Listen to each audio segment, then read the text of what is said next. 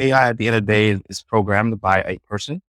So as long as it's programmed ethically, used ethically, I think it'll definitely take giant leaps for mankind at least. Yeah. Yeah, I like it too. I like it too. Yeah, for sure. Have you envisioned how AI could impact like the world of styling? Yeah, yeah. There's a few businesses doing like AI styling already, right? Yeah.